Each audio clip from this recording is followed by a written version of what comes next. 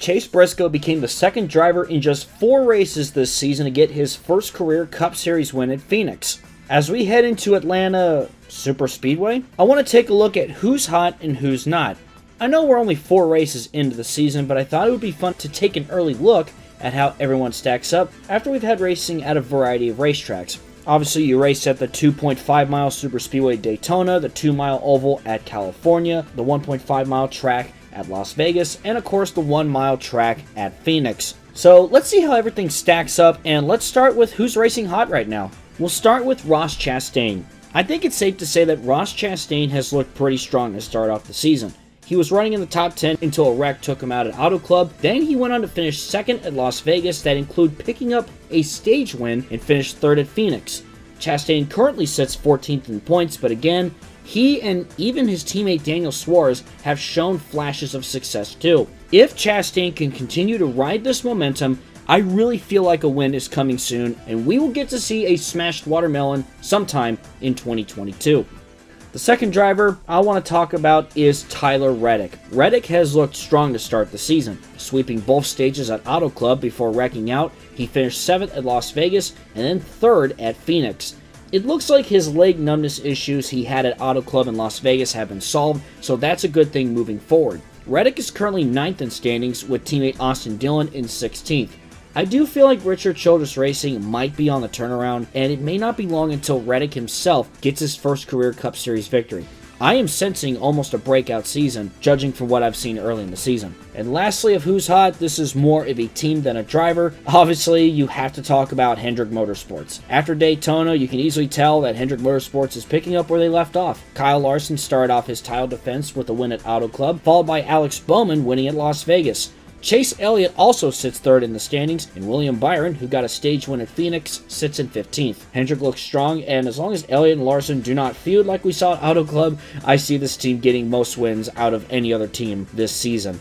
It won't be long until Chase wins, and I still think Byron will get a win or two this season at some point. Now we talked about who's hot, let's talk about who's not. Who is a bit cold starting off the 2022 season? Well, first, let's talk about Brad Keselowski. Since winning the dual race at Daytona and finishing 9th in the Daytona 500, Keselowski has struggled with wrecks at Auto Club in Las Vegas, followed by a 26th place finish at Phoenix. The 2012 Cup champion sits 18th in the standings. Of course, this is a new atmosphere for Brad as he moved out to RFK Racing to become a driver and co-owner. Also, the team hasn't won since 2017. Now, the season is still early, and I could see Brad slowly picking it up as the season progresses. I still think there's a chance he can grab a win and take his team into the playoffs. RFK looks strong at the Superspeedways, and with Atlanta now being one, Brad may just have a shot this weekend. The next driver who's not, it's Christopher Bell. Now, Bell has struggled more than Brad has to start the season. More so that he just can't seem to catch a break. He wrecked out of the Daytona 500, he had an engine issue at Auto Club, and finished 26th at Phoenix, after wrecking there too. He did score the pole, however, at Las Vegas, and he finished 10th after spinning from the lead on a restart. Bell sits 30th in the standings, which I wouldn't hit the panic button just yet, since it's so early in the season, we're only 4 races in. There's still time for Bell to turn things around, and it's been really tough to watch him struggle like this. Hopefully Bell can be on a turnaround here soon. And lastly, speaking of Bell, his teammate Denny Hamlin has been off to a rough start too. Hamlin goes into Atlanta sitting 27th in the standings. He has finished 37th, 15th, 32nd, and 13th to start the season. And again, like Bell, it's too early to panic if you're a Hamlin fan. It could be that he's struggling with getting a grip of the new car. I do think we have seen a lot of instances of drivers struggling with the new car.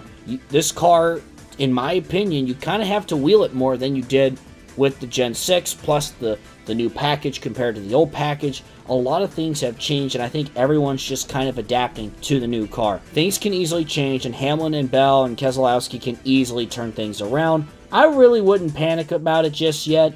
These are just my early thoughts as we're 4 races into the season. I might do more who's hot, who's not videos like these. I actually have a version of it myself on my recent National Racing Network article if you want to check that out. And we head into Atlanta, which has gotten a huge makeover in the off-season, in which now it's a 1.5 mile super speedway, which is really uncharted territory.